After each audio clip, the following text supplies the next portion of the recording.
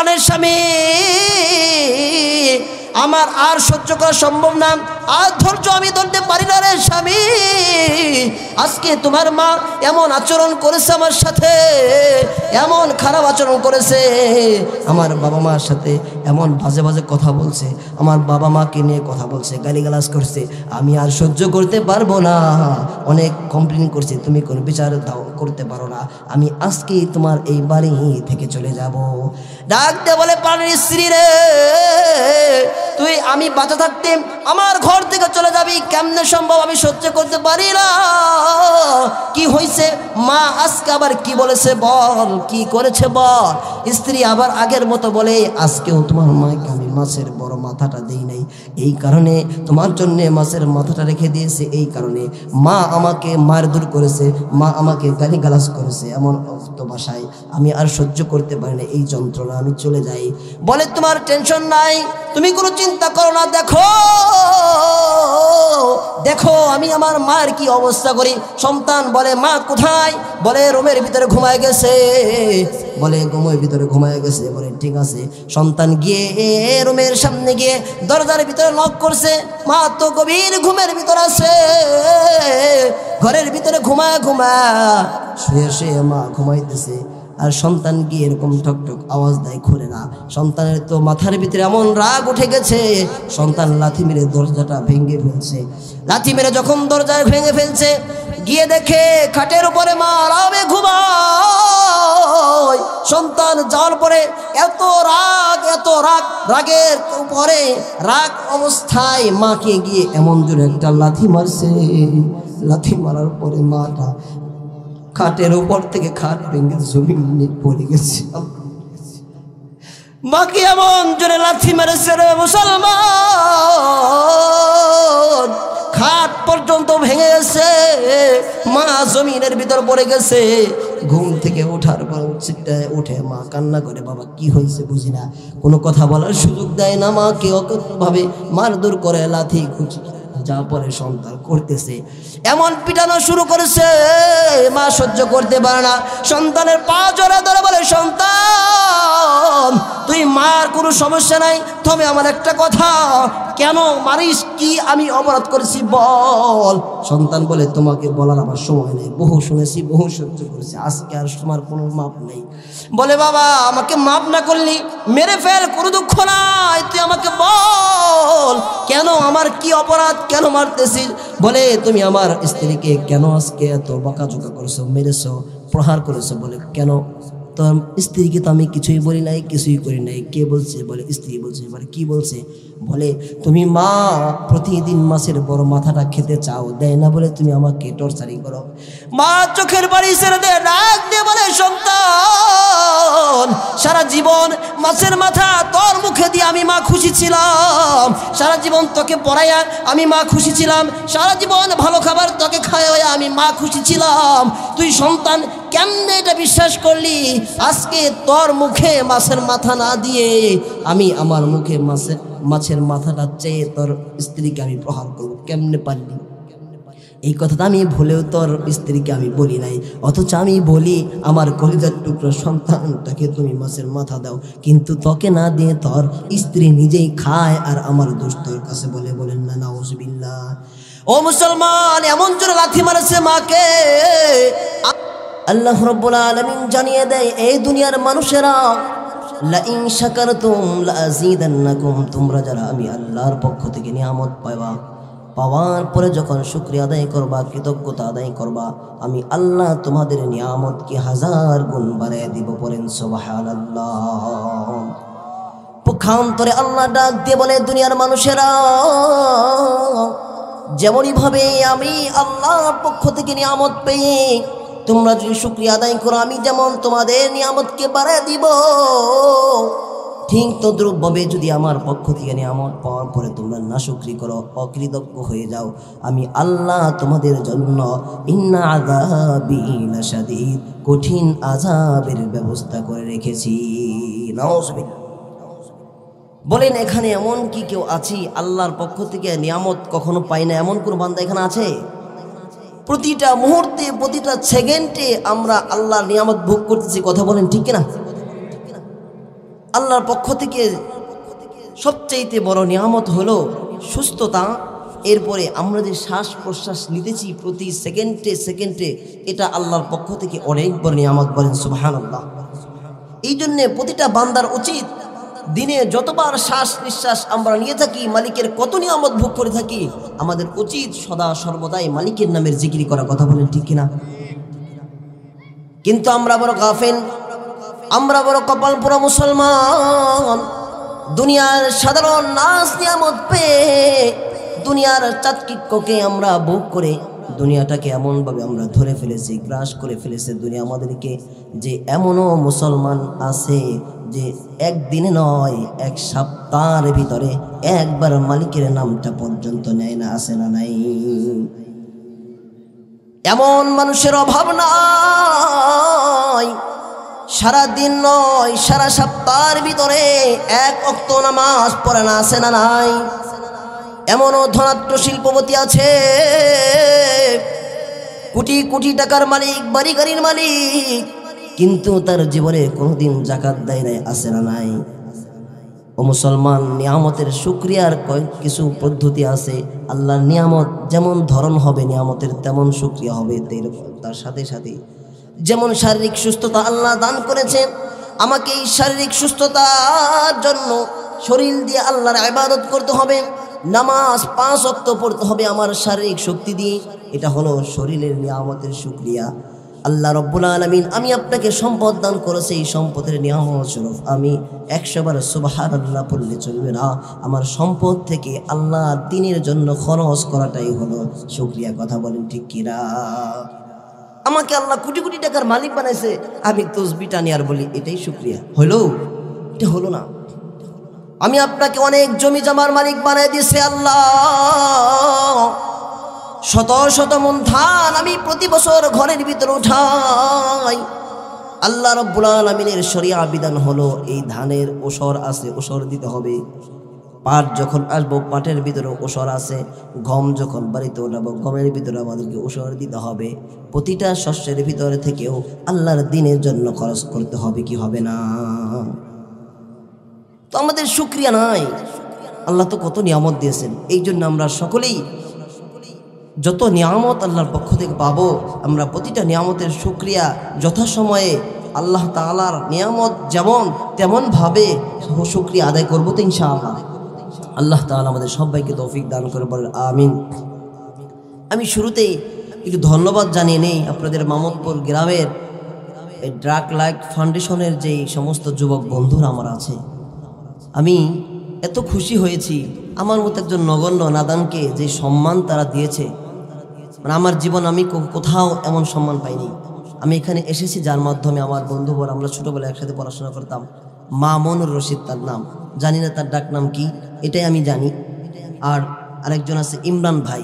এই দুজন মানুষ এত আমার গুরুত্ব আর এত সম্মান আর ইজ্জত করেছে, আমি এদের জন্য এবং এই ড্রাগ লাইট ফাউন্ডেশনের যত যুবকরা জড়িত আছে এর ভিতরে, আমি সবার জন্য অন্তর থেকে মন থেকে দোয়া করি আল্লাহ যেন এনাদেরকে এই মাহফিলটা, এই ফাউন্ডেশনটা হাসরের ময়দানে যেন তাদের জন্য নাজাতের জরিয়া বানায়, বলেন আমিন। সেই সাথে আমার সামনে যারা উপবিষ্ট আছেন, এখানে অনেক মুরব্বী বাবারা আছেন যার সন্তান এই ফাউন্ডেশনের একজন সদস্য, কথা বলেন ঠিক কিনা? ওই বাবার কপালটা বড় ভালো, যে মা এখানে উপস্থিত আছেন, যে মার সন্তান এই ড্রাগ লাইট ফাউন্ডেশনের একজন সদস্য। আমি মনে করি সেই মাটা বড় ভাগ্যবান, কারণ এমন একটা জামানা চলে আসছে যেই জামানার মধ্যে যুবকেরা গান বাজনা নাট্য মঞ্চ তৈরি করায় ব্যস্ত, কথা বলেন ঠিক কিনা? সদা সর্বদাই গুনাহের পরিবেশ কায়েম করায় ব্যস্ত। মামুদপুরের যুবক ভাইরা এত ভালো, এত দিনদার, এত সৌভাগ্যবান, যাদের দ্বারা এই বিশাল ইসলামী মহাসম্মেলনের আয়োজন হয়েছে। আপনারা খুশি না বেজার? তাহলে আল্লাহর কাছে আমরা সবাই দোয়া করব এই সকল যুবক ভাইদেরকে আল্লাহ যেন কবুল করেন। সেই সাথে যেই সমস্ত যুবক ভাইরা এখানে অংশগ্রহণ করেছে তাদের আব্বা আম্মাকেও আল্লাহ কবুল করেন, বলেন আমিন। মোহতারাম হাজির, সময় একেবারে কম, আলোচনা বিশাল, কিন্তু আমি সংক্ষিপ্তভাবে আলোচনা করার চেষ্টা করব ইনশাআল্লাহ।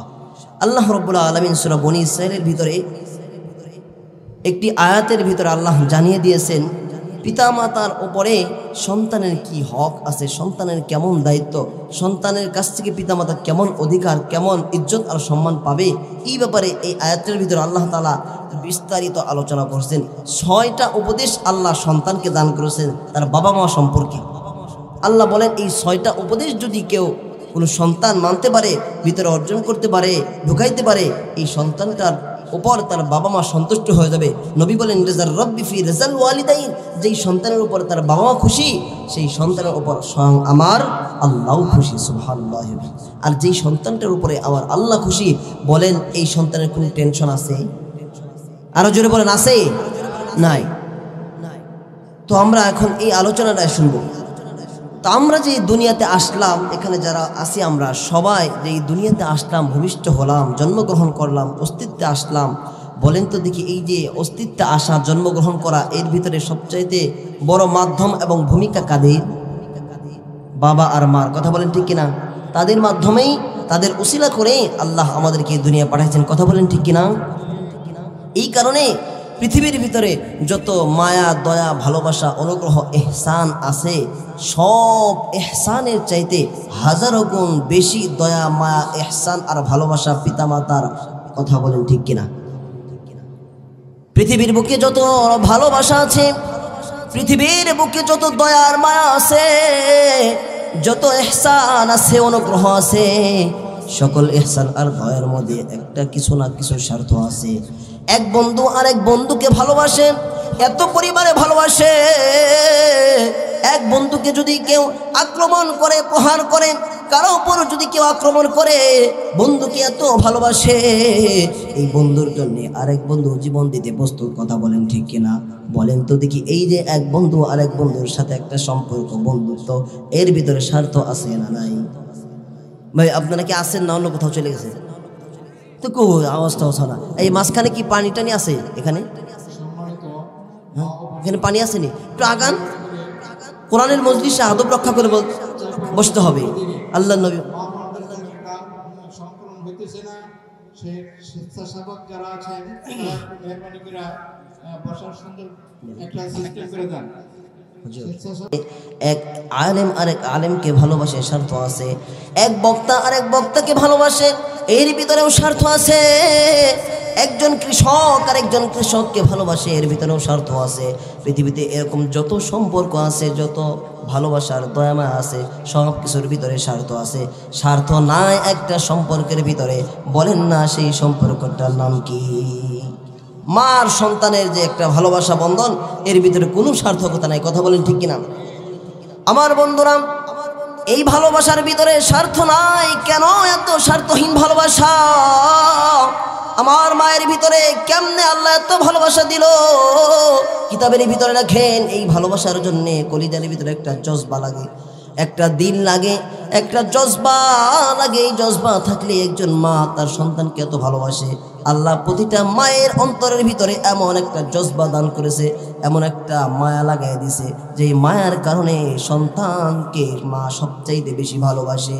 কেমন ভালোবাসে?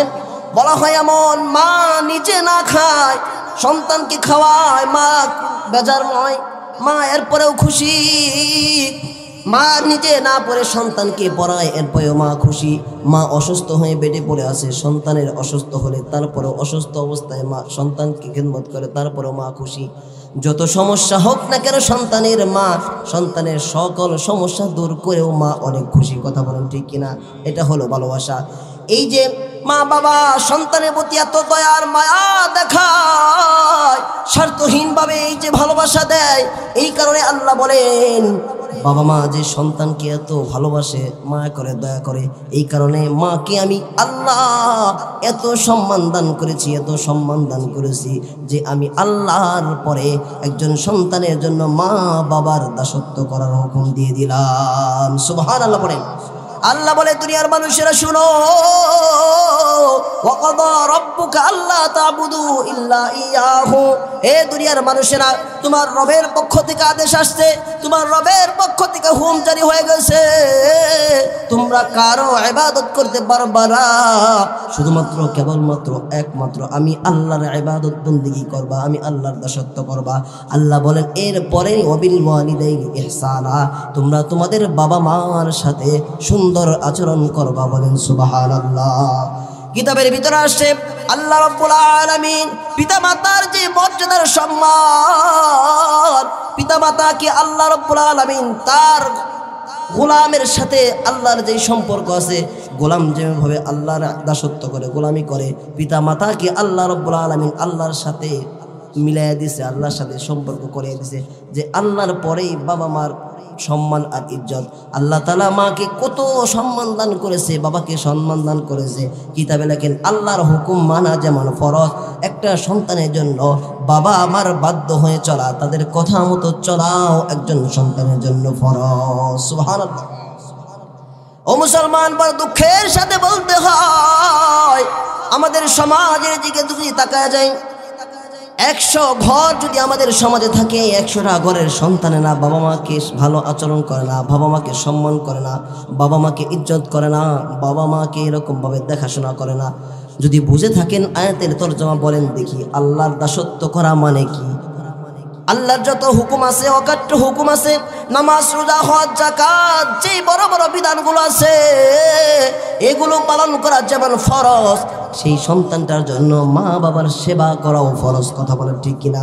তুমি সন্তান সারা জীবন নামাজ পড়বা, রোজা করবা, হজ করবা, যাকাত দিবা, কিন্তু তোমার বাবা মার সেবা করলা না, তোমার বাবা মার দেখাশোনা করলা না, আল্লাহ বলেন তোমার সব আমল বাদ। কথা বলেন ঠিক কিনা?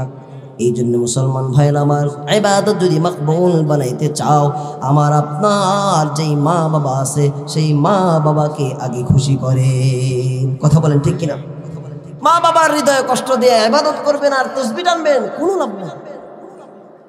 আল্লাহ এই আয়াতের ভিতরে বলেন 6টা উপদেশ বান্দা তোমার জন্য আমি দিলাম, যদি 6টা উপদেশ তুমি মেনে চলতে পারো, তোমার বাবা মা তোমার উপর খুশি হবে, আর তোমার বাবা মা খুশি মানে হলো আমি আল্লাহ খুশি। বলেন সুবহানাল্লাহ। আল্লাহ বলেন 6টা বিষয়। 1 নম্বর হলো ওয়াবিল ওয়ালিদাইনি ইহসানা, বাবা মার সাথে ইহসান করো, দয়া করো। ইহসান শব্দের অর্থ হলো ভালোবাসা, দয়া করা, অনুগ্রহ করা। আল্লাহ রাব্বুল আলামিন দুনিয়ার মানুষদেরকে ডাকে বলে, এই দুনিয়ার মানুষেরা ইহসান কাকে বলে জানো নি? ইহসান যদি বুঝতে চাও, আমার আরেক আয়াত আছে, আয়াতের দিকে তাকাও, দেখো, একটু শোনো, বুঝো, এই আয়াতের ভিতরে আমি আল্লাহ কি বলে দিলাম। আল্লাহ দুনিয়ার মানুষদেরকে ডাক দিয়ে বলে, দুনিয়ার মানুষেরা, তোমাদের প্রতি তোমার বাবা মা ইহসান করেছে। কেমন ইহসান তোমার বাবা মা করেছে একটু খেয়াল করো। সেই শিশুকালে, সেই যেই ছোট্ট ছিলা, তুমি মায়ের করেছিলা, সেই সময়টাকে একটু স্মরণ করো। আল্লাহ বলেন সেই সময় যদি স্মরণ করো, তাহলে বুঝবা তোমার বাবা মা তোমার উপরে কতটা ইহসান আর দয়া করেছে। এই জন্য আল্লাহ ডাক দিয়ে বলে, ওয়াসাইনাল ইনসানা বিওয়ালিদাইহি ইহসানা হামালাতহু উম্মুহু ওয়াহনান আলা ওয়াহনিন ওয়া ফিসালুহু ফি আমাইনি আন ইশকুর লি ওয়া লিওয়ালিদাইক ইলাইয়াল মাসির। আল্লাহু আকবার। আল্লাহ ডাক দিয়ে বলে, দুনিয়ার মানুষেরা,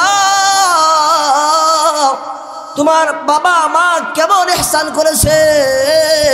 তোমার বাবা মা গর্বে, তোমার মায়ে তোমাকে গর্বে ধারণ করেছে, 10 মাস 10 দিন দেখেছে। যেদিন থেকে তোমার মায়ের গর্বে তুমি এসেছো, সেদিন থেকে তোমার মা তোমার জন্য কত দয়া আর মায়া ইহসান করেছে। কথা বলেন ঠিক কিনা? যখন আমি আপনার মায়ের গর্বের ভিতরে চলে আসলাম, প্রথম দিন থেকে মা কত কষ্ট করেছে, কত অশান্তির ভিতরে সময় পার করেছে। আমার মা এত কষ্ট করার পরেও কোনোদিন আমাকে কষ্ট দেয় নাই, কখনো আমি সন্তানের ক্ষতি হবে এমন কোনো কাজ করে নাই। কথা বলেন ঠিক কিনা? 10 মাস 10টা দিন মায়ে গর্ভে ধারণ করেছে, কত ভালোবেসে আদর সোহাগ করে পেটের ভিতর থেকেও আমাদের জন্য ইহসান করেছে। যখন আমার আপনার পেটের বয়স হয়ে গেল 8 থেকে 9, মায়ের পেটটা একটু বড় হয়ে যায়, আমি সন্তানের লড়াচড়া দিতে পারি। কথা বলেন ঠিক কিনা? আমার আপনার মা মুখের ভিতরে খাবার দিতে পারে না, মুখের রুচি চলে গেছে, খাইতে পারে না, ক্ষুধার তাড়নায় মা ছটফট করে। কিন্তু মায়ের মুখে যদি এক লোকমা খাবার দেয়, মা সাথে সাথে বমি করে ফেলে দেয়। এই কারণে মা খেতে বসতে পারে না। একদিন দেখবেন মা এমন করে খেতে পারে না, স্বামীকে ডাক দিয়ে বলে, স্বামী আমার এই জিনিসটা খেতে ইচ্ছা করেছে। যখন স্বামীকে ডাক দিয়ে বলে, স্বামী আমার পাশে দেখো বাজারে গিয়ে আমার জন্য এক প্যাকেট একটা পার্সেল নিয়ে আসো, কাচ্চি বিরিয়ানি আমি খাবো। সুন্দর করে একটা কাচ্চি বিরিয়ানি স্বামী তার জন্য নিয়ে আসে। যখন সেটা সামনে নিয়ে আসে, আনার পরে মা সুন্দর করে একটু মাখায়া লোকমাটা মুখের সামনে যখন ধরে, এমন মুহূর্তে আমি সন্তান মায়ের কলিজার ভিতরে এমন জোরে একটা লাথি মেরেছি, মা সব খাবার দাবার জমিনের ভিতরে ফেলে নিজেও জমিনের ভিতরে লুটিয়ে পড়েছে। কথা বলেন ঠিক কিনা? এমন করে আমার মা কত কষ্ট না করেছে, কত রাত্রের ঘুম হারাম করেছে, কত রাত্রি না আমাদের উঠান দিয়ে হেঁটে হেঁটে কাটায় দিছে, কত রাত্রি না চোখের পানি ঝরা ঝরা কাটায় দিছে। স্বামী পাশে শুয়ে শুয়ে ঘুমায়, আর স্ত্রী পাশে শুয়ে শুয়ে সারা রাত কেটে কেঁদে কাটিয়ে দেয়। শেষ রাত্রি যখন স্বামীর ঘুম ভেঙে যায়, দেখে স্ত্রীর এমন কান্নার আওয়াজ, জোরে কান্না করার স্বামী ঘুম ভাঙবে। এমন করে কত রাত্রি যে আমার আপনার মার চোখের পানি ঝরতে ঝরতে কাটায় গেছে। যার রাত্রে ঘুম হয় না, যার রাত্রে ঘুম শান্তি মতো হয় না, সেই বুঝে ঘুমের কত কদর, ঘুম না আসলে কেমন কষ্ট আর কত খারাপ লাগে সেই বুঝে আমার আপনার মা আমাকে পেটে নিয়ে কত রাত্রি ঘুমাইতে পারে নাই। শুধু ঘুমাইতে পারে না এমন নয়, একাতেও ভালো লাগে না, ওকাতেও ভালো লাগে না, দাঁড়িয়েও ভালো লাগে না, হেঁটেও ভালো লাগে না, কোনো জায়গায় শান্তি নাই। সারা রাত মা ছটফট করে কাটায় দিছে। এমন রাত কি দুই একটা না, অসংখ্য রাত্র। বলেন জুড়ে, দুই এক রাত্রি কষ্ট করছেন মা, হাজারো রাত্রি মা কষ্ট করেছে।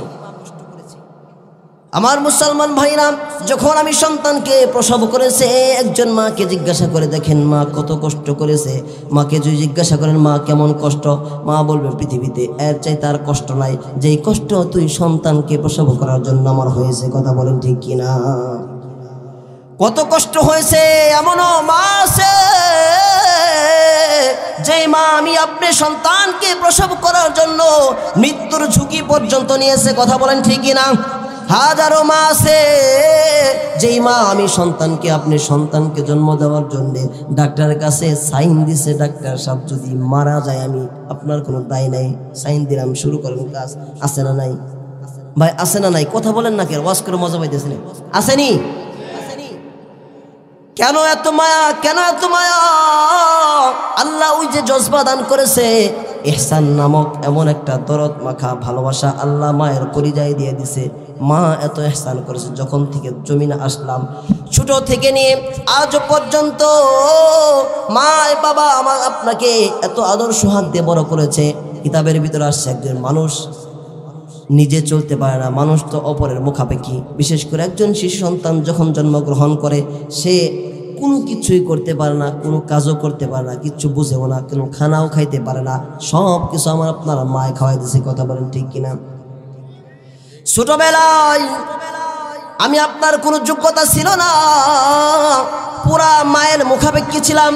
মা যদি খাওয়াইতো আমি খেতে পারতাম, মা যদি আমাকে শীতের কাপড় পরাই দিত আমি পরতে পারতাম, মা যদি আমাকে ঘুমাই দিত আমি ঘুমাইতাম, মা যদি আমাকে অসুস্থ হলে ওষুধ খাওয়াইতো সুস্থ হইতাম, আমি যদি বিপদে পড়তাম মা আর বাবা যদি বিপদ থেকে উদ্ধার করতো আমি বিপদ থেকে মুক্ত পাইতাম।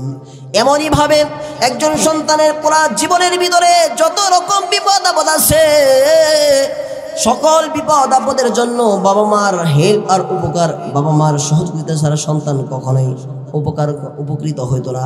বাবা মার দয়া আর মায়া ভালোবাসা একজন সন্তানের জন্য সারাটা জীবন কাজে লাগে। কথা বলেন ঠিক কিনা? সারা জীবন বাবা মার ইহসান ছাড়া সন্তান চলতে পারে নাই। যদি আমি কখনো অসুস্থ হয়ে যাইতাম, বাবা মা বেহুশ হয়ে যাইতো, পাগল হয়ে যাইতো। যদি আমার কখনো কোনো জিনিস খেতে মনে চাইতো, মা বাবা বেহুশ হয়ে যাইতো, কেমনে কখন আমার সন্তানকে খাওয়াবো? আমার যদি কখনো এরকম মাথা ব্যথা শুরু হয়ে যাইতো, মা মাথাটা টিপে দিত। আমরা ছোটোবেলায় দেখতাম যখন রাত্রিবেলায় প্রচণ্ড করে যাইতো, কারেন্ট ছিল না, সারা রাত মা বাতাস করে করে ঘুমাইতো। এরকম আসেনি? সারা রাত মা বাতাস করে ঘুমাই দিত। আবার শীতের রজনী যখন আসতো, আমরা তো এক পাশে পেশাব করলে মা সেখান থেকে ওঠে আরেক পাশে, ওখানে করলে বুকের উপরে করলে বুকের জামাটা সরে আবার নতুন কাপড় দিয়ে বুকের উপরে মরে রাখতো। কথা বলেন ঠিক কিনা? এই যে দয়া আর মায়া ইহসানের সাথে আমাদেরকে লালন পালন করছে, বলেন তো দেখি কোনোদিন যদি আমরা কোনো জিনিস খেতে চাইতাম মা কি না দিয়ে মারপিট করছে? যদি কখনো অসুস্থ হয়ে যাইতাম অপারগতা স্বীকার করছে? যদি কখনো বিপদে পড়তাম মা বাবা কি দূরে ছিল? যত ধরনের সমস্যা আমাদের জীবন আসছে, আমাদের বাবা মা অন্তত তাদের সামর্থ্য না থাকলেও সর্বোচ্চ চেষ্টা করছে। কথা বলেন ঠিক কিনা? আল্লাহ বলে দুনিয়ার মানুষেরা ওয়াবিল ওয়ালিদাইনি ইহসানা, তোমাদের বাবা মার প্রতি এমন ইহসান করো ছোট্টবেলায় যেমন করে তোমার A to Z সব বিষয়ের জন্য তোমার বাবা মা যথেষ্ট ছিল। যখন অসুস্থ হইতা বাবা মা পেরেশান হয়ে যাইত, ক্ষুধা লাগলে বাবা মা পেরেশান হয়ে যাইত, জামা লাগলে বাবা মা পেরেশান হয়ে যাইত, ভালো মন্দ খেতে চাইলে বাবা মা পেরেশান হয়ে যাইত, চাকরির দরকার হইলে বাবা মা পেরেশান হয়ে যাইত, বিদেশের বাড়িতে পাঠানোর প্রয়োজন হইলে বাবা মা পাগলের মতো হয়ে সারা গ্রাম ঘুরে ঘুরে টাকা কালেকশন করে টাকা জমাইয়া তোমাকে বিদেশে পাঠাইছে। বড় বড় যখন চাকরি দিতে হয় সন্তানকে, লক্ষ লক্ষ টাকা লাগে, তখনও বাবা আর মা পেরেশানি হয়ে লক্ষ লক্ষ টাকা জোগাড় করে আমি সন্তানকে চাকরি দিছে। কথা বলেন ঠিক কিনা? বড় আফসোস আর দুঃখের সাথে বলি রে বাজার, একটা সন্তানকে বিদেশের বাড়িতে মা পাঠাইছে, বাবা পাঠাইছে 10 লক্ষ টাকা খরচ করে, সন্তানটা সব কিছু ঠিকঠাক করে দিল। বাবা আর মায়ে সন্তানটা বিবাহ করেছে মাত্র 6 মাস। এই 6 মাসের বিবাহিত বউটা দেশে রেখে বাহিরে চলে যাওয়ার পর 2-3 মাস মা বাবার সাথে কথা বলে। 2-3 মাস যখন চলে যায় তখন মা বাবার সাথে এই সন্তান আর কোনো যোগাযোগ করে না। এমন সন্তান আছে না নাই? এ বাজার কত মা কমপ্লেন করে আমাদের কাছে, শের হুজুর কপালটা এত পোড়া হুজুর, এত কষ্ট করে আমার সন্তানকে লক্ষ লক্ষ টাকা জোগায়া বিদেশের বাড়িতে পাঠাইলাম, এর প্রতিদানে সন্তান আমার সাথে যোগাযোগ বন্ধ করে দিচ্ছে। ও হুজুর আমার অসুস্থ হইলে আমি ওষুধ আনার টাকা নাই, ভালো কিছু খেতে মন চাইলে আমার খাবার করে যোগ্যতা নাই, আমার খাবার পয়সা আমার কাছে নাই। এই সন্তানটা মাত্র 3 মাস হইল, আজকে আমার সামনে তার স্ত্রীর সাথে সন্তানের সাথে এত মায়া করে এত সুন্দর করে কথা বলে, হাসি মুখে সুন্দর করে কথা বলে, পাশে বসে বসে আমি মায়ের চোখ দিয়ে পানি পড়ে। কিন্তু আমার বাবা আমার সন্তানটা 1 মিনিটের জন্য আমার সাথে কথা বলে না। কথা বলেন ঠিক কিনা? এমন সন্তান নাই? সন্তানকে পুলিশ আর্মি বিডিআরের চাকরি দিছে মা, বাবাই কষ্ট করে টাকা জোগাড় করে তাকে চাকরি দিয়ে দিছে। চাকরি নেওয়ার পরে বিবাহ শাদী করার পরে বউটা নিয়ে সুন্দর করে ঢাকা শহরে গিয়ে থাকে। এমন সন্তান আছে না নাই? মাসের পর মাস যায়, বছরের পর বছর যায়, বাবা মার কোনো খোঁজ নেয় না। এমন সন্তান আছে না নাই? এটা ভাই ইহসান নয়, এটা ইহসান নয়। আপনি ছোট থাকতেন, যখন আপনি যুবক ছিলেন, তখন আপনার মায় কোনোদিন আপনাকে রেখে আত্মীয় বাড়ি পর্যন্ত যায় না। আহারে একটা বেলা যে আমার সন্তানকে বাড়িতে রেখে যাব, এই একবেলা আমার সন্তান কি খাবে? একদিনও কোনোদিন তার বাবার বাড়ি যায় নাই, তার কাছের আত্মীয় স্বজন মৃত্যুবরণ করলেও যায় নাই। আমার এই সন্তানকে রেখে যাব, না জানি তার কোনো ক্ষতি হয়ে যায়, না জানি তার খাবারের কষ্ট হয়ে যায়, না জানি তার কোনো বিপদ হয়ে যায়। এই জন্যে সব ইচ্ছা, সব আশা, সব স্বপ্ন বিসর্জন দিছে। কথা বলেন ঠিক কিনা? আজকে সেই মাকে কষ্ট দেই, আজকে সেই মাকে বেজ্জতি করি, সেই মাকে আজকে গালিগালাজ করি। ও মুসলমান, আল্লাহ রব্বুল আলামিন বলে, যারা মায়ের সাথে ইহসান করবে না, মাকে দয়া করবে না, আমি আল্লাহর ইবাদত গোলামি না করলে যেমন কবিরা গুনাহ হবে, মারাত্মক গুনাহ হবে। একজন মাকে সন্তান যদি আদর সোহাগ না দেয়, দেখাশোনা না করে, তার সাথে সুন্দর আচরণ না করে, ঠিক তদ্রূপভাবে এই সন্তানের জন্য কবিরা গুনাহ লেখা হবে। কথা বলেন ঠিক কিনা? এই জন্যে মুসলমান আমাদেরকে মা বাবা ইহসান করতে হবে। ছোটোবেলা থেকে নিয়ে আজও পর্যন্ত যত ধরনের ইহসান মা বাবা করছে, আমি আপনাকেও করতে হবে। কথা বলেন ঠিক কিনা? 2 নম্বর আল্লাহ বলেন, ওয়ালা তাকুল্লাহুমা উফিন, এমন কোন আচরণ তোমরা করবা না যেই আচরণের কারণে তোমার মা উফ শব্দ ব্যবহার করে। কিতাবের ভিতরে আসে উফ শব্দটা হলো ব্যথিত হৃদয়ওয়ালা মানুষ বলে, যার হৃদয়ে কষ্ট লাগে সেই উফ শব্দ ব্যবহার করে, যার দিলের ভিতরে আঘাত লাগে সেই উফ শব্দটা ব্যবহার করে। কিতাবের ভিতরে এমনভাবে আসছে, যার হৃদয়ে আঘাত লাগবে সেই উফ বলবে। আল্লাহ বলে, বান্দা ওয়ালা তাকুল্লাহুমা উফিউ, এমন কথা বলবা না, এমন আচরণ করবা না যার কারণে তোমার বাবা উফ শব্দটা ব্যবহার হয়। যখন বৃদ্ধ হয়ে যায় তোমার মা বাবা, এমনও কিছু কথাবার্তা বলে, এমন কিছু আর্জি করে, এমন কিছু আবদার করে, যে আবদারের কারণে মা বাবা, আবদার না রাখার কারণে মা বাবা কষ্ট পেয়ে অতিষ্ঠ হয়ে যায়। কথা বলেন ঠিক কিনা? এমন সন্তান নাই? বৃদ্ধ হয়ে গেছে, বাবা আমাকে একটু আপেল খাওয়াও না। তুমি বুইড়া হয়ে গেছো, দাঁত নাই, তুমি আপেল খাই কি করবা? ও বাবা, বাবার কি আপেল খাওয়ার ইচ্ছা থাকে না? শীতকাল আসছে, আশেপাশের বাড়ি মানুষ পিঠা খায়, কি সুন্দর করে পিঠা খায়, বলছে বাবা একটু পিঠা বানায় খাওয়া না। তোমার কি দাঁত আছে আর বৃদ্ধ হয়ে গেছে, তোমার পিঠা খাওয়ার শখ কেন জাগবে? কি কও এইসব? এরকম বলে কি বলে না? বলে। একটু শীতের জামাও দিচ্ছে, বাবা তুমি কেন শীতের জামা তোমার লাগবে? তুমি ওই যে লাফাটি বাজারে যে ফুটপাতে যে কাপড় বেছে না, এই ধরে 100 টাকা নিয়ে যাও, একটা বাচ্চা নিয়ে আসো। কথা বলে কিনা? আল্লাহ বলেন তোমার জন্য যেই জিনিসটা পছন্দ করবা, তোমার জন্য যেই রুমটা পছন্দ করবা, তোমার জন্য যেই বিছানাটা পছন্দ করবা, ঠিক তোমার বাবার জন্য সেই পোশাক, সেই বিছানা, সেই জায়গা, সেই পরিবেশ পছন্দ করতে হবে। এটাই হলো সন্তানের জন্য বাবার প্রতি ইহসান। কথা বলেন ঠিক কিনা? এই মহিলা প্যান্ডেলে জায়গা হচ্ছে না, আম্মা জানেন আহা আপনাদের মামুতুরের মহিলার এত ভদ্র, আজীব ব্যাপার। এই পর্দার পরেই তারা একটা কথার আওয়াজ নাই। আল্লাহু আকবার। আল্লাহ তাআলা এই মহিলাদেরকে কবুল করে নেন, বলেন আমিন। মহিলা আম্মা জান, আপনারা মেহরবানি করে একটু সামনে আসেন না প্লিজ, একটু সামনে আগে আসেন, অপর বোনকে জায়গা করে দেন, নেকি হবে ইনশাল্লাহ। হাদিসের ভিতরে আল্লাহর নবী বলেন যে তোমরা ফরজ নামাজটা যে জায়গায় পড়বা, সুন্নতটা একটু সইরা পড়ো। কারণ হলো যেই জায়গায় নামাজ পড়বা, যেই জায়গায় আমি আল্লাহর কুদরতভাবে সেজদা দিবা, হাসরের ময়দানে সেই জায়গাটা তোমার পক্ষ হয়ে আমি আল্লাহর কাছে এরকম সুপারিশ করবে। মুহতারাম হাজির, এই জন্য আল্লাহ নবী বলেন ফরজ যেখানে পড়বা, সুন্নত একটু নৈরা চৈরা পড়ো। এই যে মাহফিলের জায়গায় আমরা বসছি, আইসাই যেখানে বসলাম, এই জায়গাটা হাসরের ময়দানে আমি আপনার জন্য আল্লাহর দরবারে নাজাতের জন্য সাক্ষী দিব। বলেন সুবহানাল্লাহ। আম্মা জানে না, আপনি যেই জায়গায় বসছিলেন একটু নৈরা চৈরা দুই এক হাত এদিক সেদিক বসেন, আপনার জন্য 2টা জায়গা সাক্ষী হবে। কথা বলেন ঠিক কিনা? আমাদের সাক্ষী কম দরকার না বেশি দরকার? এখনই আমরা প্রমাণিত হবে, যাদের সাক্ষী বেশি দরকার তারা আগায় আসবে, যাদের দরকার নাই তারা ওই জায়গায় বসে থাকবে। জি, আগান, পুরুষেরাও আগান, মহিলা আম্মা জানেরাও আগান, আলোচনা সামনে আগায়, ঠিক আছে? অল্প সময়। মুহতারাম হাজিরিন, আল্লাহ রাব্বুল আলামিন বলে মা বাবার হৃদয়ে কষ্ট দিও না। আর ইহসানের আরেকটা অর্থ বলে নেই, যে আপনি আপনার সন্তানের জন্য, স্ত্রীর জন্য, নিজের জন্য যেই জামা, যেই কাপড়, যেই খাবার পছন্দ করবেন, বাবা মার জন্য পছন্দ করতে হবে, এটাও ইহসান। মুহতারাম হাজিরিন, 2 নম্বরে বলে ওয়ালা তাকুল্লাহুমা উফিন, এমন আচরণ করা যাবে না, এমন কোন ভাষা ব্যবহার করা যাবে না যাতে মা বাবা কষ্ট পায়। আল্লাহ রাব্বুল আলামিন বলে সাবধান দুনিয়ার মানুষেরা, মা বাবাকে অন্তরের ভিতরে কষ্ট দিও না। যদি কষ্ট দাও তোমাদের ভবিষ্যৎ তো বরবাদ হয়ে যাবে, দুনিয়াটাও বরবাদ, আখিরাতটাও বরবাদ। আল্লাহর নবী সাহাবী একজন নাম ছিল তার হানজালা। এই হানজালা মুসলমান হয়ে গেছে, কালেমা অকপটি সর্বদাই বলে। যখন মৃত্যু শয্যায় শাহিদ হয়ে গেছে, সাহাবায়ে কেরাম পাশে বসে বসে তালকিন করে, হানজালা তালকিন করে, আলকামা বলো না লা ইলাহা ইল্লাল্লাহ।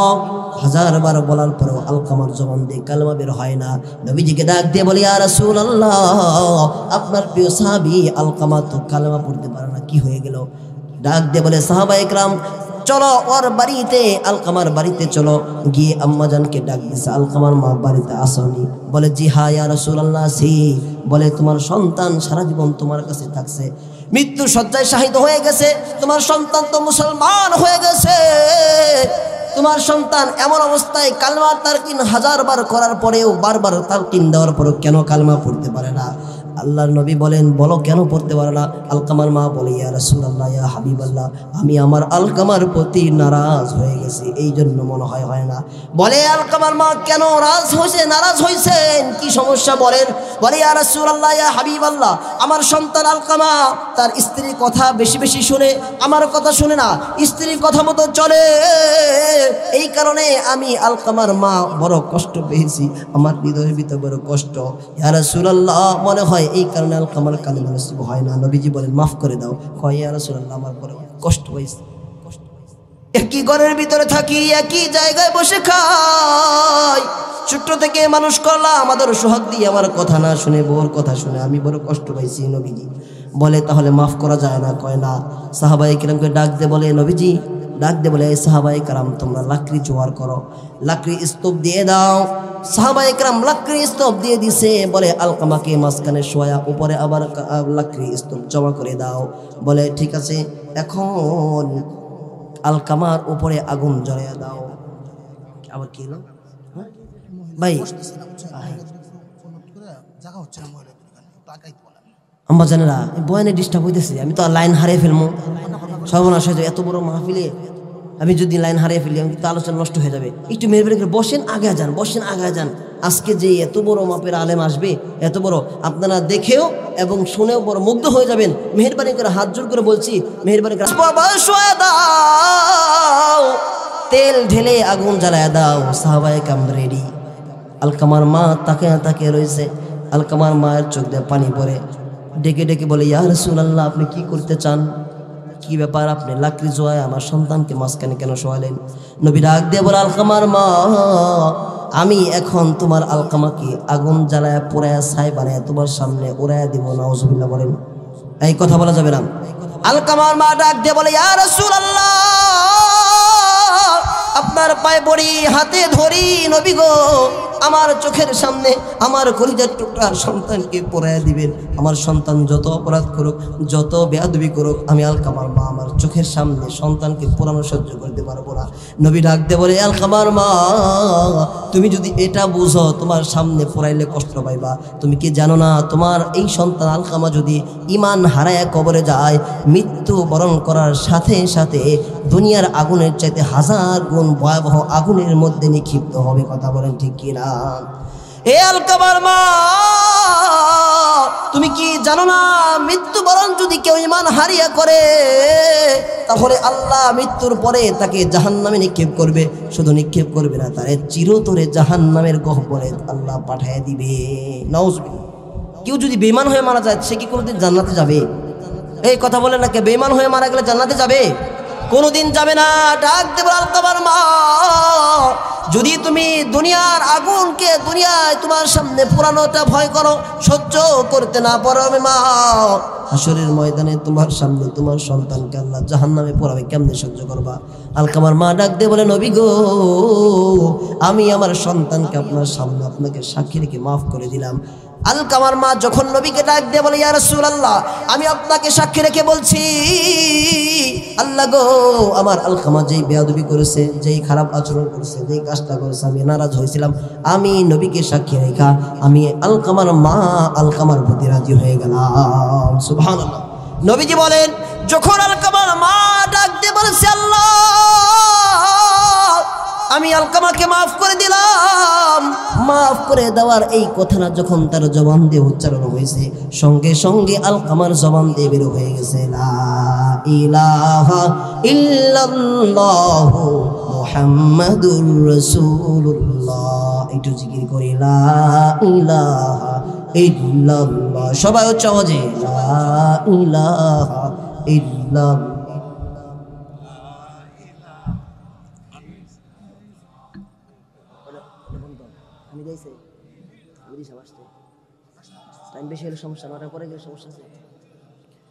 লা ইলাহা ইল্লাল্লাহু মুহাম্মাদুর রাসূলুল্লাহ সাল্লাল্লাহু আলাইহি ওয়াসাল্লাম। দেখেন বাবাজিরাম, মাকে কষ্ট দিলে, মার কলিজা আঘাত দিলে ঈমান হারা হয়ে মরতে হয়। এটা আল্লাহর নবীর হাদিস থেকে প্রমাণিত। ও মুসলমান, জিজ্ঞাসা করি, আপনারা কি মাকে কষ্ট দিয়ে ঈমান হারাইতে চান? সবাই হাত জায়গায় বলেন, ঈমান হারাতে চান না? চান না? কারা কারা চান না হাত উঠান। আল্লাহ গো, তুমি আমার এই মাহমুদপুর ডাকলাখ ফাউন্ডেশনের উদ্যোগে আয়োজিত এই মাহফিলটাকে কবুল করে, বলো আমিন। যেই সমস্ত ভাইরা হাত উঠায় কথা দিল, মাকে কষ্ট দিবে না, বাবাকে কষ্ট দিবে না, সবাইকে তুমি তৌফিক দান করো, বলো আমিন। ও বাজান, আরো ভয়াবহ অবস্থা সামনে আসতেছে। মুহতারাম হাজিরিন, আল্লাহ বলেন 3 নম্বর যেটা, ওয়ালা তানহার হুমা, কোনোদিন কখনো ভুলেও মাকে ধমক দিও না, বাবাকে ধমক দিও না। যদি ধমক দাও আর মাকে চোখ রাঙায় কথা বলো, হতে পারে আল্লাহ তোমার চোখটাও প্রায় দিবে। কথা বলেন ঠিক কিনা? ঘটনা সামনে আসবে, একসব মিলিয়ে দিব। আল্লাহ বলেন 4 নম্বর, ওয়ালা তাকুল্লাহুমা উফি ওয়ালা তানহারহুমা ওয়া কুল্লাহুমা কাওলান কারীমা। আল্লাহ বলেন, ওয়া কুল্লাহুমা কাওলান কারীমা, তোমরা তোমাদের পিতা মাতার সাথে এমন ভাষায় কথা বলো যেই ভাষাটা সম্মানিত ভাষা। বলেন কি ভাষা? সম্মানিত ভাষা, যেই ভাষায় ডাক দিলে মা খুশি হয়ে যায়। আম্মু কেমন আছো, আম্মু এদিকে আসো। এখন যুবক ভাইরা আম্মুকে তো আম্মু বলে ডাকে না, ওই এদিকে আস। কথা বলেন ঠিক না? কথা কয় না, ঠিক না? আবার ঠিক বললাম, ওই এদিকে আস, এই খানা রেডি করস না এখনো? আমি স্কুল থেকে আসছি, দেরি হয়ে গেছে, আমার খিদে পেটটা জ্বলতেছে, এখন কেন খানা রেডি করস নাই? মা বাবার সাথে তুমি ভাষায় কথা বলে কি বলে না? মুসলমান ভাইরা আমার খুব দিনের কান দিয়ে শুনুন, খেয়াল করে শোনেন। আল্লাহ বলেন ওয়ালা তাকুল ওয়াকুল্লাহুমা কাওলান কারীমা, সবচেয়ে সম্মানিত ভাষা। এর দ্বারা আল্লাহ সন্তানকে মা বাবার সাথে আদব শিখাইতেছে, যে কখনো বাবা মার সাথে ধমক দিয়ে নম্র ভাষায়, খারাপ ভাষায় কথা বলা যাবে না, আল্লাহ শিখায়। এই জন্যে বাবাজিরা পায়ে ধরে বলে যায়, কখনো বাবা মার সাথে খারাপ আচরণ করবেন না, খারাপভাবে ধমক দিয়ে কথা বলবেন না। মুসলমান ভাইরা আমার, শুধু মুসলমানের সন্তানরা মা বাবাকে ধমক দেয় এমন নয়, মা বাবাকে গালি দেয় এমন সন্তান আছে না নাই? শুধু তাই নয়, মা বাবার শরীরের ভিতর আঘাত করে সন্তান আছে না নাই? কত বড় নালায়েক হলে, কত বড় কপাল পোড়া সন্তান হলে মা বাবার গায়ের ভিতরে, শরীরের ভিতরে আঘাত করতে পারে। মাঝে মাঝে ফেসবুক খুললে দেখি মাকে এমনভাবে আঘাত করতেছে, মাকে এমনভাবে আঘাত করতেছে, মা গোল পেরে ঘুরে ঘুরে চিৎকার করতেছে। কথা বলেন ঠিক কিনা? কিতাবের ভিতরে একটা ঘটনা আসছে, এমন সন্তান একজন ছিল যিনি তার বাবাকে এক পর্যায়ে কথা কাটাকাটির পরে এক পর্যায়ে হাতাহাতি শুরু হয়ে গেল, বাবাকে পিটুনি শুরু করে দিছে। পিটুনি শুরু করার পরে পিটাইতে পিটাইতে বাড়ি থেকে বের করে দিছে। এক পর্যায়ে বাড়ির বের করার পরে তারপরেও পিটানো থামে না, পিটাইতে পিটাইতে রাস্তায় নিয়ে গেছে। বাবা বলে, বাবা তোর হাতেও ধরি পায়ে ধরি, আর মারিস না, এতক্ষণ কিছু বলি নাই, এখন একটু থাম। কয় বাবা কেন? এত মারলাম, এতক্ষণ বললাম না, এখন কেন? কয় বাবা এই জন্য তোকে থামতে বললাম, আমি যখন তোর মতো ছিলাম আমিও আমার বাবাকে পিটায়া পিটায়া এই পর্যন্ত এনেছিলাম, তুই আমাকে এই পর্যন্ত আনলি, যদি আমাকে এর ওই পাশে নিয়ে যা, তোর সন্তানও তোকে তার চাইতে আরো দূরে নিয়ে যাবে। কথা বলেন ঠিক কিনা? আমার সন্তান বাবার সাথে যেমন করবে, তার সন্তান তার সাথেও তেমন করবে। কথা বলেন ঠিক কিনা? ছোট্ট একটা ঘটনা শোনায়, আরেকজন তার বাবা মাকে একটা খুঁটির ভিতরে খাবার দিত, প্রতিদিন তার সন্তানকে দিয়ে তার দাদুকে খাবার দিত, যে দাও দিয়ে আসো, তোমার দাদুকে খাবারটা দিয়ে আসো। ওই যে খুঁটির ভিতরে আমরা কুকুরকে বিড়ালকে খেতে দেয় না, এমন একটা খুঁটির ভিতরে তার মাকে খেতে দেয়। তো সন্তানটা খুব শিক্ষিত, খুব বুদ্ধিমান, বাবাকে কিছু বলতেও পারে না। তো সন্তানটা এভাবে দেয় আর খুব যত্ন করে ওইটাকে ধুয়ে রাখে। তো একদিন হঠাৎ করে দাদুকে যখন ওই খাবার দিতে গেছে ওই খোঁড়ার ভিতরে, হঠাৎ করে দাদুর হাত পিছলে নিচে পড়ে গেছে গা। সন্তান খুব চাঁদাচাদি দাদুর সাথে, এই তুমি কেন এটা ফেলে দিলে হাত থেকে, কেন ফেললা? ওই কি সমস্যা, ছোট একটা ফুটি ফেলছে, আবার তোমার বাবা কিনে দিবে, সমস্যা কি? কয় না, এটা কেন ভাঙলা? আমি এটাকে এতদিন যাবৎ আমার বুদ্ধি হওয়ার পর থেকে যত্ন করে রাখতেছি, কেন তুমি জানো? এটাকে এত মায়া কেন করে জানে? কেন দাদু ভাই তুমি এত মায়া করে এটাকে এত যত্ন করে রাখো কেন? দাদু তোমাকে যে আমার বাবা এই খুঁড়ির ভিতরে খাইতে দেয়, আমার বড় কষ্ট লাগে, আমার বড় আঘাত লাগে, কিছু বলতেও পারি না, সহ্যও করতে পারি না। আমি এটাকে যত্ন করে রাখতেছি, তুমি যদি মারা যাও আমিও তো বড় হব, আমি আমার বাবাকে মাকে এই খুঁটিতে খেতে দেবো। নাউজুবিল্লাহ বলে কি করব? এই খুঁটিতে আমার বাবা মাকে খেতে দেবো। মুহতারাম হাজিন, আপনি আপনার বাবার সাথে যেমন করবেন আপনার সন্তান আপনার সাথে তেমন করবে। কথা কি মিথ্যা বললাম? না। কাজেই বড় খেয়াল করে আমাদের জীবনযাপন করতে হবে।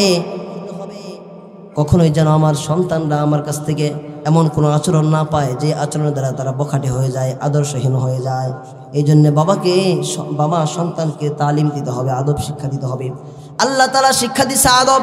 বাবার সাথে সম্মানিত ভাষায় কথা বলবা, কখনো ধমক দিবা না, গালিও দিবা না, কখনো রাগারাগি করা যাবে না।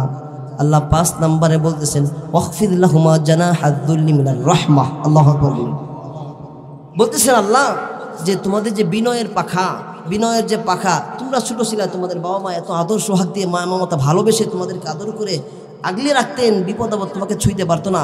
তোমরাও এখন তোমাদের বাবা মা বৃদ্ধ হয়ে গেছে, তাদেরকেও আগলে রাখো তোমাদের বিনয়ের পাখা দিয়ে। কথা বলেন ঠিক কিনা? আল্লাহ বলেন তোমাদের বিনয়ের পাখার নিচে বাবা মাকে স্থান দাও। সুবহানাল্লাহ বলেন। 6 নম্বর আল্লাহ বলেন ওয়াখফিদ লাহুমা জানাহাদ যুল্লি মিনার রাহমাতি ওয়া কুর রাব্বিরহামহুমা কামা রাব্বায়ানি সগীরা। আল্লাহ দোয়া শিখাই দিয়েছেন, বান্দা যখন তোমার বাবা মারা যাবে অথবা জীবিত থাকবে, তোমরা তোমাদের বাবা মার জন্য বেশি বেশি দোয়া করবা, সওয়াব রেসানি করবা। সুবহান। দোয়া শিখাই দিছে আল্লাহ, বান্দা বাবা মার জন্য দোয়া করবি, রব্বির হামহুমা কামা রব্বায়ানি সগীরা। আল্লাহ আমার বাবা মার উপর রহম করেন, দয়া করেন, যেমন ছোটবেলায় আমাদেরকে দয়া করছে, রহম করছে, আমাদেরকে ভালোবাসে, আপনিও তাদের জন্য সহায় হয়ে যান, দয়ালু হয়ে যান, তাদেরকে দেখনেওয়ালা হয়ে যান। আল্লাহ এই দোয়া শিখাইছে। এখন তো মুসলমান বাবা যদি মারা যায় 7 দিন পর্যন্ত 5 ওয়াক্ত নামাজ মসজিদে এসে পড়ে, 7 দিন পরে সন্তান খুঁজে পাওয়া যায় না, মনে হয় বাবাকে জান্নাতে পৌঁছায় দিয়ে সন্তান হারাইছে। কথা বলেন ঠিক কিনা? 7 দিন নামাজ পড়ছে, এরপর আর জীবনও মসজিদে হয় না, মনে হয় সে নামাজ পড়ে আল্লাহর কাছে দোয়া করে বাবাকে জান্নাতে দিয়ে তার দায়িত্ব পালন করা শেষ। কোটি কোটি টাকার সম্পদ বাবাই রেখে গেছে, বাড়ি গাড়ি অভাব নাই, সব রেখে গেছে। কপাল পোড়া নাফরমান সন্তানটা কোনোদিন বাবার জন্য দান করে না, কোনোদিন বাবার জন্য খরচ করে না, মসজিদের জন্য দান করে না, মাদ্রাসার জন্য দান করে না, ড্রাগ লাইট ফাউন্ডেশনে 1 পয়সা দান করার মতো সৌভাগ্য তোমার হয় না। তোমার মতো কপাল পোড়া সন্তান আল্লাহর জমিনে আর আছে না? নাই, আর একটাও নাই। সবচাইতে কপাল পোড়া সন্তান হলো তুমি। এই জন্য আল্লাহ শিক্ষা দিছে, বাবা মার জন্য দোয়া করো। দোয়া যদি বাবা মা জীবিত থাকে হেদায়েতের জন্য, দীর্ঘ হায়াতের জন্য দোয়া করো, আর যদি মারা যায় তাহলে তাদের জন্য সওয়াবের সানি করো, আর জান্নাতের জন্য আল্লাহর কাছে দরখাস্ত করো। সুবহানাল্লাহ। বিশেষ করে যেভাবে দোয়া করতে পারি, দিনের রাস্তায়, আল্লাহর রাস্তায়, মাদ্রাসা মসজিদে বাবা মার জন্য দান করে যাব, এবং সমাজের জন্যে স্বেচ্ছাসেবী কিছু কাজ আমরা যেন করে যাই, যেটার সওয়াব মা বাবা কবরে শুয়ে শুয়ে পায়। এমন দান সদকা করবো তো ইনশাআল্লাহ। কতদিন করব? যতদিন আল্লাহ তাআলা হায়াত দিয়েছেন ততদিন করবো ইনশাআল্লাহ। করবো না ইনশাআল্লাহ? এই কাজগুলো করব। এখন আসেন যে বাবা মা যদি আমাদের উপর জুলুম করে, নির্যাতন করে, তাহলে বুখারী শরীফের ভিতরে আসছে হযরতে আসমা রাদিয়াল্লাহু তাআলা আনহা থেকে হাদিস খানা বর্ণিত। নবীজিকে ডাক দিয়ে বলছি, ইয়া রাসূলুল্লাহ, আমি মুসলমান হয়ে গেছি, আমার মা হলো মুশরিকা, আমার মা আমাকে দেখতে আসে, আমার মা আমাকে খোঁজখবর নেওয়ার জন্য আসে। ইয়া রাসূলুল্লাহ, বলেন না আমার এই মুশরিকা আম্মাকে কি আমি আদর করতে পারবো? আমি কি দেখাশোনা করতে পারবো? আমি কি আপ্যায়ন করতে পারবো? ইয়া রাসূলুল্লাহ, আপনি একটু বলে দেন না আমি এই মাকে কি করবো, আসলে আমি নাও করতে পারি না। নবীজি বললেন, আসমা সিল্লি উম্মাকি, তুমি অবশ্যই অবশ্যই তোমার মাকে আদর আপ্যায়ন এবং দেখাশোনা করবা। সুবহানাল্লাহ। অবশ্যই অবশ্যই দেখাশোনা করবা। কেন করবো না? সে যাই হোক, আব্বা যদি আমার উপর জুলুমও করে, তারপরেও আমার আপনার জন্য তাদের ব্যাপারে কঠোর সিদ্ধান্ত, তাদের বিরুদ্ধে কোনো পদক্ষেপ নেওয়া সন্তানের জন্য এটা জায়েজ নাই। বাবা মা যা ইচ্ছা করুক, আপনাকে নম্র হয়ে থাকতে হবে, নত হয়ে থাকতে হবে। পারবো ইনশাআল্লাহ সবাই? মুহতারাম হাজিরিন, সংক্ষিপ্ত আলোচনা শেষ করে দিব, আর বেশি সময় নয়। যে সমস্ত সন্তানেরা বাবা মার খেদমত করে, বাবা মার সাথে সদ আচরণ করে, তাদেরকে দেখাশোনা করে, আদর যত্ন করে, তাদের জন্য আল্লাহ রব্বুল আলামিন বড় সৌভাগ্যবান বানানোর একটা আল্লাহ রব্বুল আলামিন তাদের জন্য ওয়াদাবদ্ধ করেছেন। যেই সন্তানেরা বাবা মাকে আদর সোহাগ করবে, তাদের দেখাশোনা করবে, আল্লাহ তাদেরকে দুনিয়া আখিরাতে সফলতা দান করবে। বলেন সুবহানাল্লাহ। একজন সাহাবী ছিলেন, সাহাবী নয়, নবীর যুগে একজন মানুষের জন্ম হয়েছে, নবী নবুয়ত প্রাপ্ত হয়েছে। তার নাম ছিল ওয়াস করণী, তার নাম করণ গোত্রের লোক ছিল। নবীজি যে নবুয়ত প্রাপ্ত হয়েছে শোনার পরে সাথে সাথে মুসলমান হয়ে গেছে। বলেন সুবহানাল্লাহ। তার হৃদয়ের ভিতরে আকাঙ্ক্ষা, দিলের ভিতরে তামান্না, নবীকে নবুয়ত দেওয়ার পরে শুনে মুসলমান হয়েছি, নবীর চেহারা মোবারক দেখে আমি সাহাবী হয়ে যাব। সাহাবী বলা হয় যে ইমানের সাথে নবীকে দেখছে, ইমানের সাথে মৃত্যুবরণ করছে, এরাই হলো সাহাবী। আর সাহাবীর এত মর্যাদা যে সাহাবীকে আল্লাহ রাব্বুল আলামিন তার শেষের ভিতরে রাদিয়াল্লাহু তাআলা আনহু লাগায় দিয়েছে। আল্লাহ কেন? যে সকল সাহাবীদের উপর আমার আল্লাহ সন্তুষ্ট হয়ে গেছে। সুবহানাল্লাহ, সুবহানাল্লাহ। নবীর কাছে চিঠি পাঠিয়ে দিয়েছে, ওয়াজ করনি, ইয়া রাসূলুল্লাহ, আপনার উপর আমি ঈমান এনেছি, মুসলমান হয়ে গেছি, আমি আপনার দিদার লাভের জন্য আমি পাগল হয়ে গেছি গো নবী। আমার মাটা বাড়িতে অসুস্থ, কেউ দেখার মতো নাই, ইয়া রাসূলুল্লাহ আমি কি করব? নবীজি আবার চিঠি পাঠায়া তাকে জানাই দিয়েছে, তোমার মায়ের সেবা করো। নবীর কথা মতো মায়ের সেবায় নিয়োজিত হয়ে গেছে। সেবা করতে করতে এক সময় তার কানে সংবাদ এলো নবী আর দুনিয়ায় নাই, বড় কষ্ট পেয়ে গেছে। কিন্তু নবী মরার আগে উমরকে বলে গেছে, এই উমর, তুমি দেখবা তোমার শাসন আমলে সেই ইয়ামান থেকে মদিনার দিকে একজন লোক আসবে যার নাম হবে ওয়াস করণী। তুমি তার কাছ থেকে দোয়া নিবা, তার দোয়া তোমার জন্য কবুল হবে। বলেন সুবহানাল্লাহ। সাহাবী হয় না, কিন্তু সাহাবীকে দোয়া নিতে বলছে কার কাছ থেকে? ওই ওয়াস করণীর কাছ থেকে। কেন? যে সে তার মাকে খেদমত করার জন্য, মাকে দেখাশোনা করার জন্য নবীর চেহারা না দেখে সাহাবী হওয়ার সৌভাগ্য অর্জন করতে পারে নাই, কিন্তু আল্লাহ তাকে অন্য লাইনে এমন সম্মান দিছে যে আল্লাহর প্রিয় সাহাবী, যা আল্লাহর নবীর প্রিয় সাহাবী, যাকে আল্লাহ তাআলা জান্নাতের সার্টিফিকেট দিছে, তাকে বলছে তুমি তোমার গোত্রে তোমার শাসন আমলে অমুক জায়গা থেকে যে লোক হবে যার নাম এই হবে, যাকে দেখতে এমন, যার এমন এমন বৈশিষ্ট্য হবে, তার কাছ থেকে দোয়া নিবে। সুবহানাল্লাহ পড়ে। তাহলে কত বড় সম্মান তাকে দিয়ে দান করেছেন। কেন? মাকে সম্মান করার কারণে, মায়ের খিদমত করার কারণে। যারা মাকে খেদমত করবে, মাকে সম্মান করবে, ইজ্জত করবে, মায়ের দোয়া নিয়ে কবরে যেতে পারবে, তাদেরকে আল্লাহ তাআলা দুনিয়াও সফলতা আখিরাত সফলতা দান করবে। আমার এক প্রিয় মানুষ, তার নিজের মুখের একটা ঘটনা আমি শোনায় দেই। আল্লাহর নবী তো বলেছেন, যারা মা এবং বাবার খিদমত করে মারা যাবে, যাদের জীবদ্দশা তাদের মা বাবাকে পাবে, মায়ের খেদমত যারা করতে পারবে তারা জান্নাত পাবে, আর মায়ের সাথে যারা বেয়াদবি করবে, যারা খেদমত করবে না, তারা জাহান্নামে যাবে। নবীজি বলেন, হুমা জান্নাতুকা হুমা নারুকা। তোমাদের জন্য তোমার বাবা মা হলো জান্নাত, আবার কারো জন্য বাবা মা হলো জাহান্নাম। যারা বাবা মার খেদমত করে সন্তুষ্ট অর্জন করতে পারবে সন্তান, তারা তোমরা জান্নাতি হয়ে যাবে। আর যারা তাদের সন্তুষ্ট অর্জন করতে পারবে না, আল্লাহ নবী বলেন হুমা জান্নাতুকা ওয়া নারুকা। যারা তাদের খিদমত করবে না, তারা নার মানে জাহান্নামের অধিবাসী হয়ে যাইবা। নাউজুবিল্লাহ। মায়ের খিদমত করা দরকার আসেনি? যেই ঘটনা বলতেছিলাম, আমার এক কাছের মানুষ, প্রিয় মানুষের ঘটনা এমন, তিনি বলেন, ছোট্ট ছিলাম, মা আমাকে ভালোবেসে আদর সোহাগ দিয়ে দিলের ভিতরে তামান্না নিয়ে আমার সন্তান কোরআনের হাফেজ হবে, আলেম হবে, মাদ্রাসায় দিয়েছে। আমার বাবা রিক্সা চালক, রিক্সা চালিয়ে খায়, দিন আনে দিন খায়, আমাকে ঠিক মতো টাকাও দিতে পারে না। আমি লেখাপড়া শুরু করে দিলাম, এখনো হেফজ শেষ করতে পারি নাই, আমি এখনো পড়াশোনা শেষ করি নাই, হেফজও শেষ হয় না। এমন অবস্থা, আমার মা অসুস্থ হয়ে গেল। আমার বাবা রিক্সা চালিয়ে সংসার চালাইতে পারে না, তার সাধ্য মতো মাকে দেখাশোনা করতো, মায়ের ওষুধের ব্যবস্থা করত। কিন্তু মাঝে মাঝে দেখা যাইত ওষুধ না আনার কারণে মায়ের অসুস্থ বেড়ে যেত। আমি সন্তান মায়ের এই কষ্ট সহ্য করতে পারতাম না। মাঝে মাঝে গিয়ে দেখতাম মায়ের চোখ দিয়ে পানি বের হয়। সন্তান বলে, আমি মায়ের চোখের পানি যখন দেখতাম, আমি একজন কোরআনের পাখি হিসাবে মায়ের চোখের পানি সহ্য করতে পারতাম না। আমি ভেবে দেখলাম কি করা যায় এখন, বাবা তো পারে না। সন্তান বলল, আমি চিন্তা করলাম আমি সপ্তাহে 6 দিন মাদ্রাসায় ক্লাস করব, আর একটা দিন হলো আমি কাজ করব, টাকা উপার্জন করব। সেই টাকা দিয়ে শুক্রবারের দিন আমি বাড়িতে মায়ের জন্য ওষুধ কিনে নিয়ে যাব। সুবহানাল্লাহ।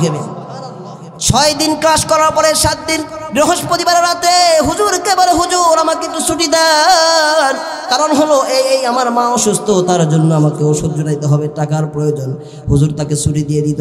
প্রতি সপ্তাহে 1 দিন করে সে দিন মজুরের কাজ করে টাকা জমায় তার মায়ের জন্য নিত।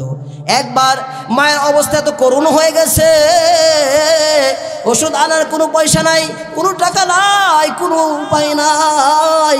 এদিকে সন্তানটা কোনো জায়গায় কাজ পাইতেছে না, টাকা উপার্জনের কোনো পথ পাইতেছে না, পাগলের মতো ঘুরতেছে। হঠাৎ করে একজন বলে, আমার কি হয়েছে? বলে, আমার এই সমস্যা।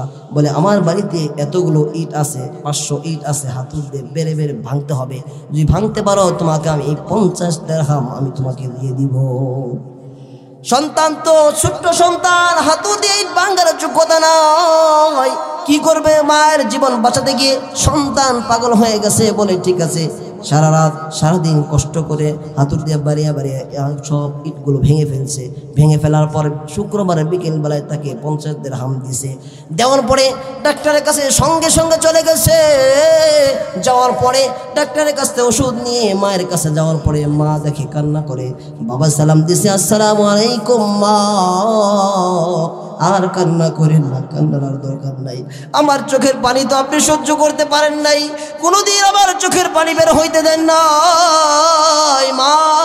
আপনি আমার সামনে যদি চোখের পানি ফেলান, আমি সন্তান সহ্য করতে পারি না মা। বহু কষ্ট করে আপনার জন্য ওষুধ আনছেন, নেন, খান, সুস্থ হয়ে যাবেন। আমি আল্লাহর কাছে দোয়া করব। সন্তানকে ডাক দিয়ে বলে, সন্তান তুমি কোথায় থেকে টাকা পেলে, কিভাবে ওষুধ আনলে? তুমি তো তালিবুল ইলম, সপ্তাহের 7টা দিনই মাদ্রাসার ভিতরে আটকা থাকো, কেমনে তুমি আনলা? বলে, মা তুমি জিজ্ঞাসা করো না, আমি যেভাবে আনছি তুমি আমাকে সেভাবে নিয়ে খেয়ে ফেলো। না, তুই যদি না বলোস বাবা আমি খাবো না। এই মুহূর্তের ভিতরে সন্তানের হাতের দিকে নজর পড়ে গেছে, দেখে সন্তানের পুরা হাতটা ঠোয়া পড়ে রক্ত টপ টপ করে পড়তেছে। আল্লাহু আকবার। মা হাত দেখে চোখের পানি এমন ভাবে ছেড়ে দিয়েছে রে বাজান। ডাক দে বলে, বাবা তোর হাত কি হয়েছে, এদিকে দে। ডাক দে বলে, বাবা কেমনে তোর হাত এমন হলো বল। সন্তান বলে, মা তেমন কিছু হয় নাই, আমি গতকালকে থেকে আজ পর্যন্ত তোমার ওষুধের কারণে, তোমার ওষুধের চিন্তায় আমি কোথাও কাজ পাইতেছিলাম না। সর্বশেষ একটা কষ্টের কাজ আমি পেয়েছি। আমি এই কাজটা করে সারাদিন হাতুড় দিয়ে এটা ভাঙতে গিয়ে আমার হাতের ভিতরে টোয়া পড়ে গেছে। মা চিৎকার করে সন্তানকে বুকে জড়ায় নিছে, দুখার হাত আসমানের দিকে উঠাইয়া আল্লাহকে ডাক দে বলে, মালিক গো, এই যে আমার শিশু সন্তান, কোরআনের পাখি, দেখো মাসুম বাচ্চা চেহারার দিকে তাকাইলে এখনো তার ভিতরে ওরকম সাবালকের আসর পড়ে নাই। নাবালক একটা সন্তান মায়ের জন্য কষ্ট করে হাতটা ঝাঁঝরা করে ফেলছে। মা দোয়া করে, আল্লাহ গো, যে হাত দিয়ে আমার সন্তান আমার জন্য এত কষ্ট করে টাকা উপার্জন করছে, তোমাকে আমি 2খানা হাত দেখায় বলি, গো মালিক, আমার সন্তানের 2টা হাত তুমি টাকা দিয়ে ভরপুর বানায় দিল। বলেন সুবহানাল্লাহ। সেই সন্তানের ইতিহাস এখন যদি নাম বলি আপনারা বুঝবেন।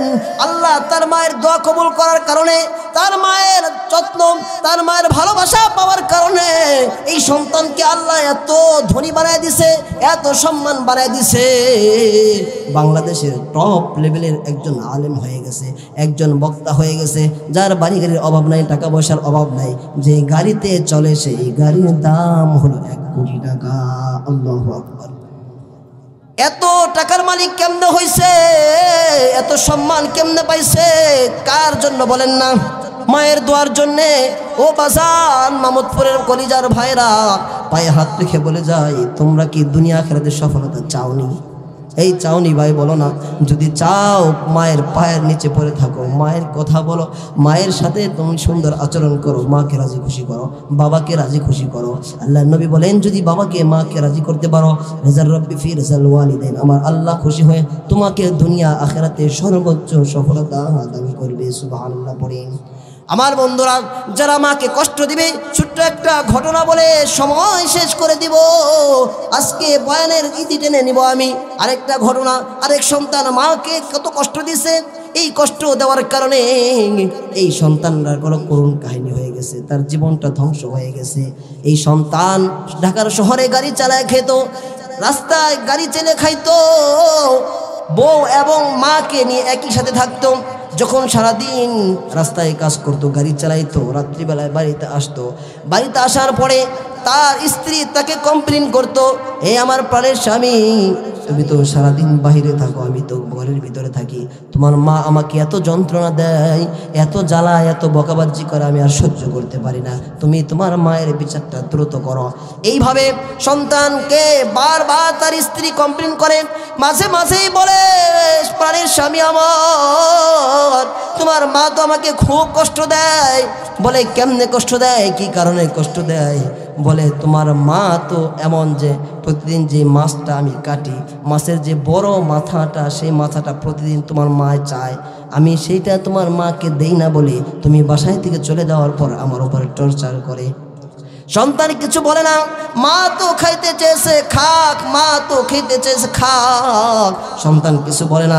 একদিন এমন হয়েছে, সন্তান বাড়িতে আসার সাথে সাথে স্ত্রী ফায়ার হয়ে গেছে। ডাক দিয়ে বলে, প্রাণের স্বামী, আমার আর সহ্য করা সম্ভব না, আর ধৈর্য আমি ধরতে পারি না রে স্বামী, আজকে তোমার মা এমন আচরণ করেছে আমার সাথে, এমন খারাপ আচরণ করেছে, আমার বাবা মার সাথে এমন বাজে বাজে কথা বলছে, আমার বাবা মাকে নিয়ে কথা বলছে, গালিগালাজ করছে, আমি আর সহ্য করতে পারবো না।